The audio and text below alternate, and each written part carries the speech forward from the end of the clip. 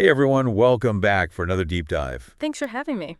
You sent over some really fascinating stuff on cybersecurity audits for businesses on the Gold Coast. Yeah. So I'm really interested to dig into this and see what we can find. Awesome. I think what really struck me initially is this focus on proactive security. Yeah. It's not just about reacting when something happens. Right. It's about really taking that digital health of your business seriously and trying to predict where the problems could be. Yeah, exactly. So it's not just about basic antivirus. Nope. This stuff goes way deeper. Yeah, it gets way more in depth for sure. There are so many layers to a good cybersecurity audit. Absolutely. What surprised me is how many layers there are. Yeah. So I guess the first one that jumped out at me was network security. Yeah, for sure. Like kind of the foundation, right? It is Sure.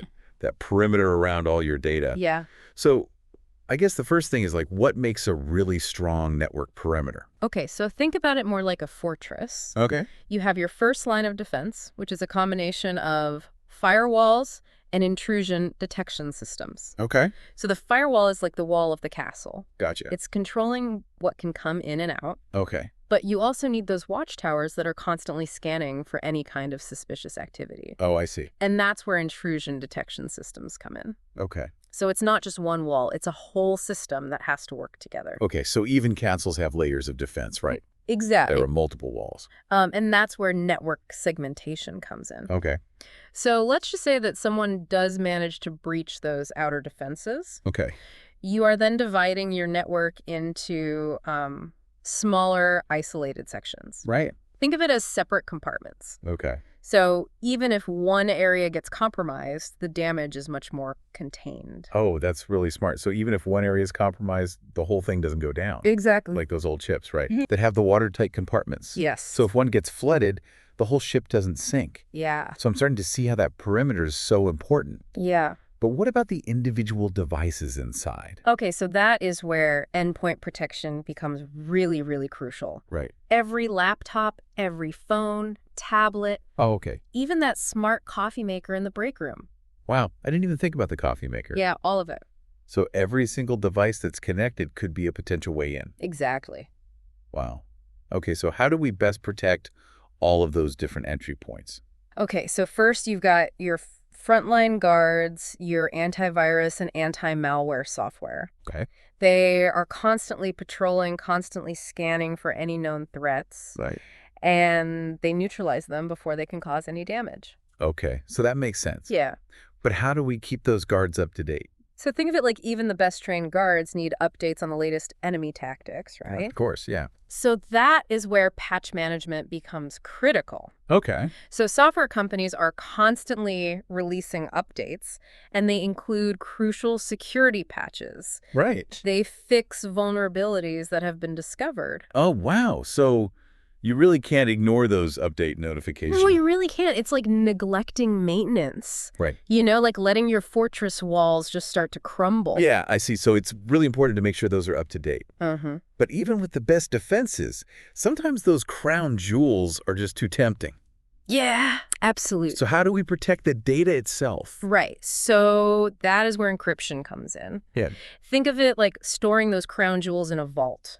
Right. Multiple layers of security. Okay. Encryption basically scrambles the data, and it makes it completely unreadable to anyone who doesn't have the right decryption key. Oh, okay. So even if someone gets in, they can't really make sense of what they've stolen? Exactly. But aren't those algorithms constantly being cracked? You are right. Staying ahead of the curve is crucial. Yeah. So today, a strong encryption algorithm like AES 256 is considered pretty much unbreakable. Okay. It would take years to crack, even with today's technology. Right. But of course, technology evolves. Right. So we need even more layers, right? Exactly. I'm guessing the next one in data backups. Precisely. Okay. So imagine a scenario where, despite your best efforts, the attackers manage to breach all your defenses. Okay. They get past your encryption. Oh, God. They compromise your data. That's a scary thought. It is a scary thought. So you need to have an escape route. Oh, okay. I like that. So we've got a secret tunnel. Exactly. Data backups are like that secret escape tunnel. Okay. Or maybe you've got like a secret replica hidden away somewhere safe. Okay, I like that visual. Yeah. So it ensures that even if the original data is lost or compromised, you can recover and you can restore it. Oh, that's good. That's really reassuring. It is. So we've got our walls, we've got our guards, we've got the vault, we even have the escape tunnel. We do. But what about the people inside the fortress? Ah, that brings us to one of the most important and often overlooked aspects of cybersecurity: Okay. access control. Okay. Think of it this way. You could have the strongest walls, the most sophisticated locks, but what good are they if someone just leaves the gate wide open? Oh, right. Yeah. Human error can be a big problem. Huge problem. So I guess what we're talking about is making sure that the right people have the keys to the right parts of the fortress. Exactly. Okay. So user access management is all about controlling who has access to what information, Right. and it's based on this principle of least privilege, which means each user should only have access to the information that they absolutely need to do their job. Oh, okay. So the kitchen staff don't need access to the armory. Exactly. They can focus on making great food. Exactly. And we don't have to worry about them messing with things that they don't understand. That's a great way to put it. Okay, that makes Yes. sense. And so then to take it even further, we've got something called multi-factor authentication, Yeah. MFA. MFA. So that adds another layer of security. It does, and it requires users to verify their identity in multiple ways. Oh, like when you log into your bank account and they send a code to your phone. Exactly. So you're not just putting in a password, you actually have to have the device to get that code. Exactly. It's like adding a second lock on that vault door, Oh, okay. That makes sense. or requiring like a secret knock along with the password Right. to enter the fortress. I see. Okay. So we've really built up these layers of security. We have. You know, we've built the fortress, we've protected those crown jewels, we've made sure the right people have the keys. Yeah. But it's that human element that can really trip us up, right? Absolutely. You know, no matter how strong you make those defenses, It's true. human error can still happen. It's true. And that's why employee awareness and training are vital. Yeah. So we're talking about those moments when someone accidentally opens the gate. Yes. Maybe they were tricked by a disguise Mm. or they believed a message that they shouldn't have. Yeah. So how do we train our staff? How do we train our employees to be our best defenders? Think of it this way. Even the most skilled knights, they need rigorous training Right. to be able to defend the kingdom effectively. Okay. So regular cybersecurity training programs are like boot camp for your employees. So we're teaching them to recognize the enemy, Yeah. understand their tactics, and respond appropriately when they see something suspicious. Exactly. You're creating a culture of security Okay. where everyone understands the risks and knows how to play their part in mitigating those risks. Wow, this has been eye-opening. It's so much more than just installing antivirus. Oh, yeah, for sure. But even with the best training, people still make mistakes. It's true. That's why we do phishing simulations. Oh, phishing simulations. Yeah. Okay. Think of them like war games. Okay. So you are testing your employees' defenses, Right. but you're doing it in a safe and controlled environment. Oh, okay. So you're seeing if they'll click on that link they shouldn't click on. Exactly. I've definitely fallen for some of those before. That happens to the best of us. It's a good learning experience, though. Yeah, it is. It makes you really think twice. Yeah. You can see how people respond in those situations. Yeah, I can see how those are really valuable. Mm-hmm. So this has been incredible. We've built our fortress, We have. we've secured the jewels, Yes. and we've trained our knights. We train them well. But even with all of that, sometimes the enemy still gets through.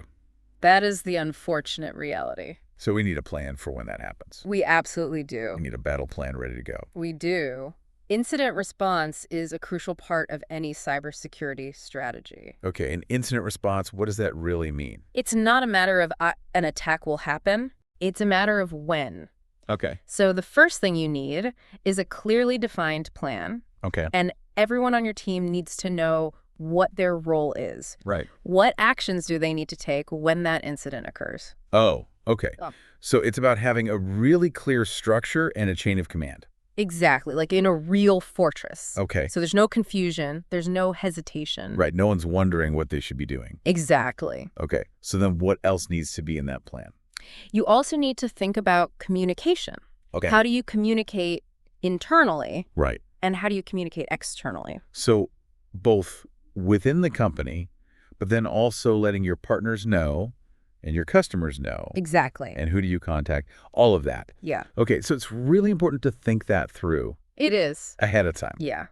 And crucially, you need to have steps to contain the damage, Okay. eradicate the threat, Right. and restore your systems as quickly as possible. So it's about sealing off those breaches, repelling the invaders, and repairing everything so you can get back to normal. That's a great way to visualize it. But how do we know if our plan's actually going to work? Well, that is where tabletop exercises come in. Okay. They're like simulated incidents. Oh, okay. You walk through those steps of the plan, Right. and you test their responses. So it's like a dress rehearsal Exactly. for a cyber attack. Yeah, That makes a lot of sense. And you can see how people react under pressure. exactly. And then you can refine the plan based on how those exercises go.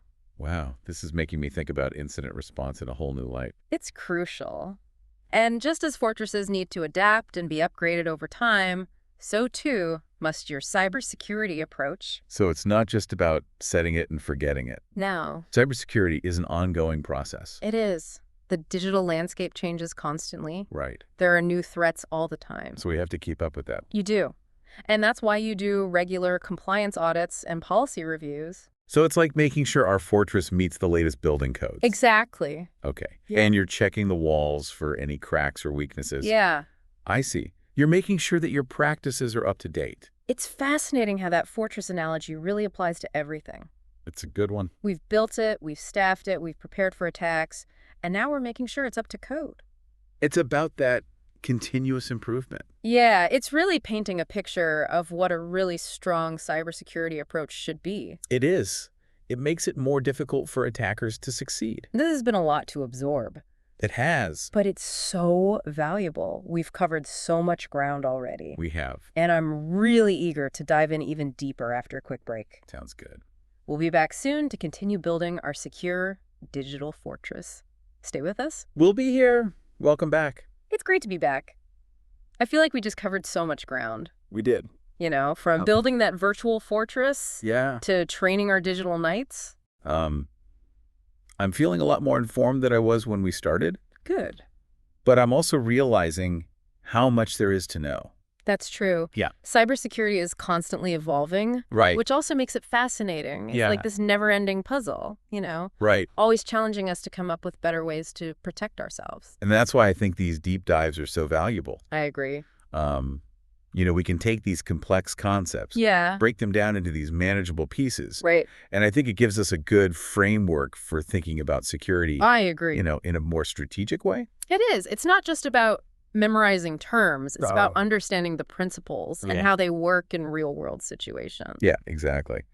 So I guess let's do a quick recap of what we've learned. Okay.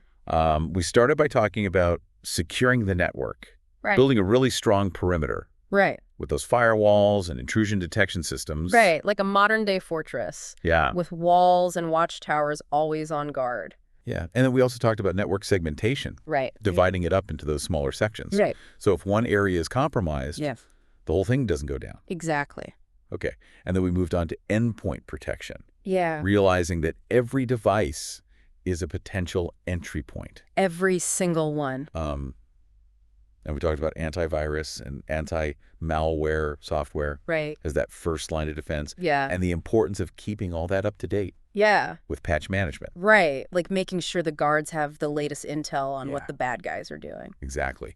And then we went even deeper, Yeah. talking about data protection. Yeah.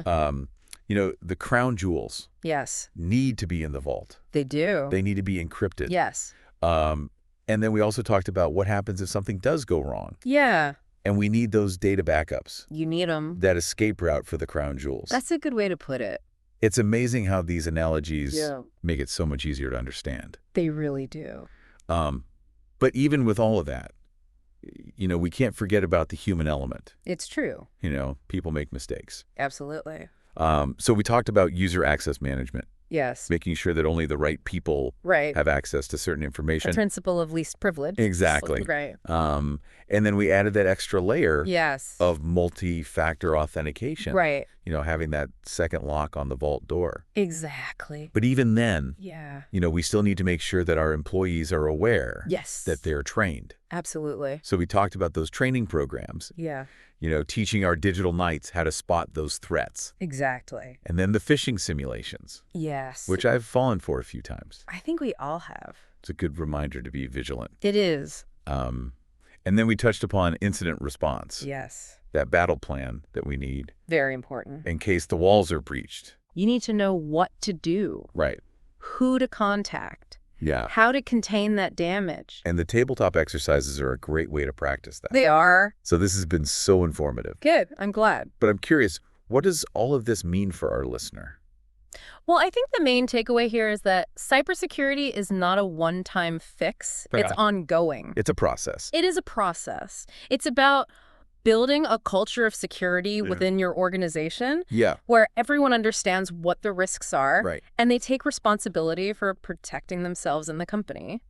You know, it's like tending to a garden. Yeah. You can't just plant some seeds and walk away. No. You have to water them, You do. weed them, Yep. protect them if you want them to grow. Exactly. And cybersecurity is the same. It's the same thing. It needs that constant attention It does. and adaptation. Absolutely. And I think it's important to remember that even small businesses can be targets. Cyber criminals, they're not just going after the big corporations. Yeah. They're looking for any opportunity. Yeah, you would think that you're too small to be a target. You would.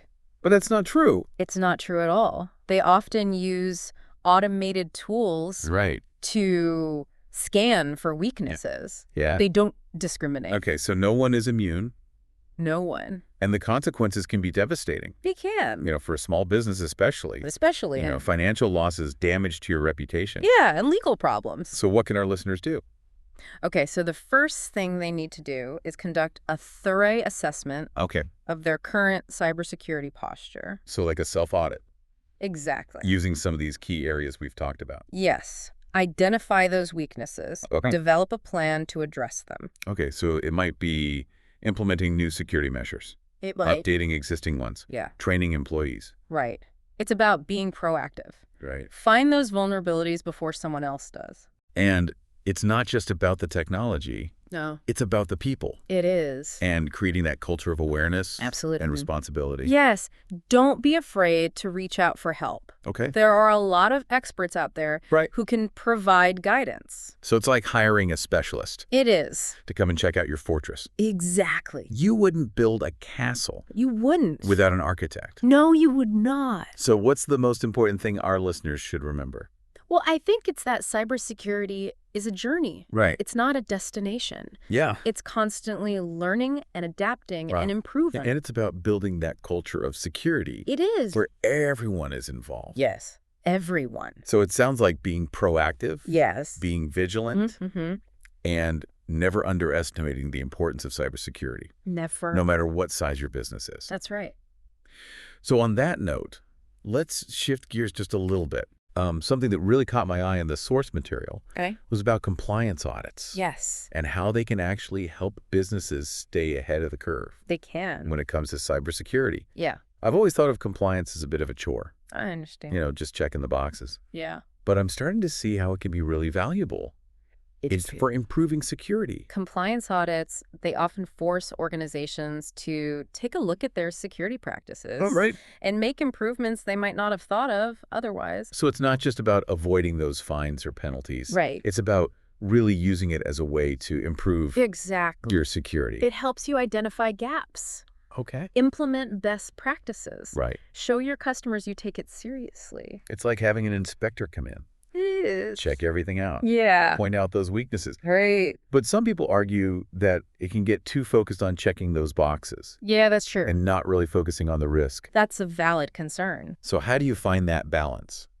Well, compliance should never be a substitute for a comprehensive security strategy. Okay. It's one piece of the puzzle. Yeah, so you need to find that balance between the minimum requirements Right. and going above and beyond Yes. to create that secure environment. Exactly. Compliance can provide that solid foundation, Okay. but it's up to each organization to build on that foundation Right. and really think about their own specific needs. Right, and their risk tolerance. Exactly. This has really changed my view of compliance. Good. I used to see it as that necessary evil. Yeah, But now I'm starting to see it as a way to improve it is. and build trust with customers. It is. Compliance and security should go hand in hand. Yeah. When you do that, you create a more secure and trustworthy environment For everyone. for everyone. So this has been incredible. We've covered so much. We have. From building our fortress to training our knights, Yes. preparing for those sieges, Mm-hmm. and even using compliance to improve. Yes, But before we wrap up, Good. I want to leave our listeners with something to think about. I like that. So here's a question for you and for the listeners. Okay. In this ever-changing world of technology and cyber threats, Yeah. how do we shift our mindset from reacting to threats to anticipating them? That's a great question. Right? It's the difference between fighting a fire and preventing it. Exactly. How do we go beyond patching vulnerability Right. after they're discovered? And start thinking like the attackers? Yes. Trying to predict their moves? It's like a game of chess. Yeah. Right? Trying to outmaneuver them? Precisely. Right. And it requires a deep understanding of the threat landscape. Right. What motivates the attackers? Okay. And what tactics are they using? So staying informed, Yes. being aware of the trends, and constantly adapting Yes. to stay ahead of the game. Exactly. It's that mindset of continuous improvement, Yeah. always looking for ways to make it more difficult. For the bad guys to succeed. That's a really powerful message. It is. Cybersecurity is a journey, It is. not a destination. That's right. It requires that vigilance Yeah. and adaptation. And that willingness to learn Absolutely. and evolve. Yes. And, we don't have to do this alone. You don't. There are resources. Yeah. There are experts. Right. There are Right. communities of Right. people who are dedicated to fighting the good fight in cyberspace. So to our listeners, Yes. we encourage you to explore those resources, Yes. continue learning, Please do. and never underestimate how important this is. Never. All right, so on that note, let's move to the final part Okay. of this deep dive. Sounds good. Thinking like an attacker? Yeah, It sounds a little bit intimidating, it does. but I can definitely see how being more proactive Right. could make such a difference. It could. So where do we even begin? Okay, so one approach is to use something called threat modeling. Threat modeling. Yeah, it's a structured process Okay. that helps you identify potential threats, Right. assess their impact, and then prioritize your efforts. So it's not just about guessing what attackers might do. No. There's an actual framework There is. for thinking about it. Yes. So what are the steps? Okay, so you start by defining your scope. Okay. What are you trying to protect? Okay. So what systems, assets, and data? Right. And then you identify potential threats, Okay. who might be interested in attacking you, Right. and why. So it's like building a profile of your adversary. Exactly. You're understanding their motivations and capabilities, Okay. and then you analyze vulnerabilities. Okay. How could they exploit those weaknesses to Well, get yeah. what they want? And then I'm guessing the next step is figuring out how to stop them. Yeah, and that's where you develop mitigations. Okay. What security controls can you put in place Right. to either prevent or minimize the impact? So it's a constant cycle It is. of identifying those threats. Yeah. Assessing vulnerabilities Uh-huh. and implementing solutions. Right. Like a game of chess. Exactly. You're always trying to be one step ahead. You are. And the good thing is, it sounds like it can be applied to anything, It can. whether it's a website Yeah. or a whole network. It doesn't matter. That's really helpful. Yeah. But I'm guessing it takes a lot of expertise It does. to do this effectively. It does. So is this something that a business can do on their own? So there are some resources out there to help get you started, but Yeah. it can get pretty complex. Right. And you really need that specialized knowledge. Okay. So in a lot of cases, Yeah. it really makes sense to bring in a professional. So it's like hiring that architect Exactly. to make sure your fortress is secure. Yeah, you need someone who knows what they're doing. But even with the best defenses, sometimes those breaches still happen. They do, unfortunately. So what advice would you give Okay. to a business that's dealing with that? The first thing is don't panic. It's really important to stay calm. Right. Assess the situation Okay. and follow your plan. Your incident response plan. Exactly. That's what it's there for. Okay. This is where all that practice pays off. Right. So having that plan Yes. and practicing it ahead of time Mm-hmm. can make all the difference. It really can. Okay. So we follow the plan. What else? You also need to communicate. Okay. Be transparent with your stakeholders. So internal and external. Both. Tell them what happened, Okay. what steps you're taking, Right. and how you're going to prevent it from happening again. So it's not just about fixing the technical problem. No, it's not. It's also about the reputation Right. and rebuilding trust. Exactly. And remember, you don't have to go through this alone. Right. There are resources to help you recover. Oh, okay. Incident response teams, legal experts, Okay. PR professionals. Okay, so there's a whole team of people that you can call on. There is. Well, this has been so helpful. I'm We've gone from building our fortress Yeah. to predicting those attacks, Mhm. responding to incidents, Yeah. and recovering from attacks. It's been quite a journey. It really has. But I think it's important to remember Yeah, that cybersecurity isn't just about technology. right. It's about people. Yeah? It's about processes. Hmm. It's about continuous improvement. This has been so insightful. Good. I'm glad to hear that. Thank you so much for sharing your expertise. My pleasure. So to our listeners, Yes. we hope this deep dive Yeah. has given you a good overview of cybersecurity I hope so. and how to protect yourselves and your businesses. Absolutely. Stay safe out there. You too. Stay curious Always. and keep those digital fortresses strong. Until next time. Thanks for listening.